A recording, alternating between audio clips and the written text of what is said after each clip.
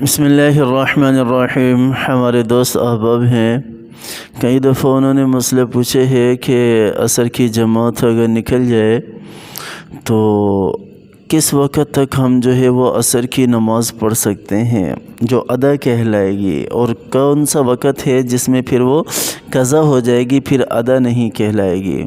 ایک تو یہ بات تھی، اور دوسری بات کئی ساتھیوں نے پوچھا ہے کہ ہم کیا نوافل وغیرہ پڑھ سکتے ہیں عصر کے وقت میں یا نہیں پڑھ سکتے۔ تو دونوں مسئلے الگ الگ ہیں۔ بھئی نوافل تو کسی صورت میں بھی نہیں پڑھ سکتے، یہ مکروہ وقت ہے نوافل کے لیے۔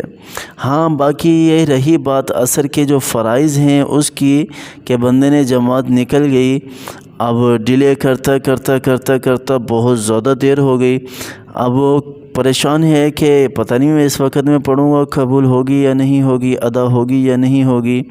تو عصر کی جو نماز ہے مغرب کا وقت داخل ہونے سے پہلے پہلے اگر پڑھ لی جائے تو وہ ادا ہو جاتی ہے۔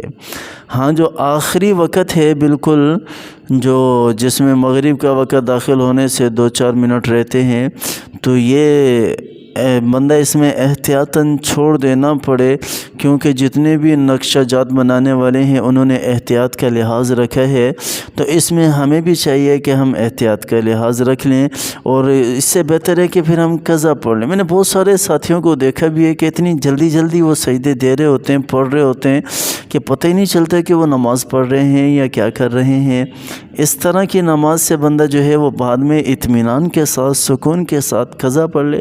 اول تو اس کو ادا ہی پڑھنی چاہیے، اس کی قضا ہونی ہی نہیں چاہیے، وقت پر پڑھنی چاہیے۔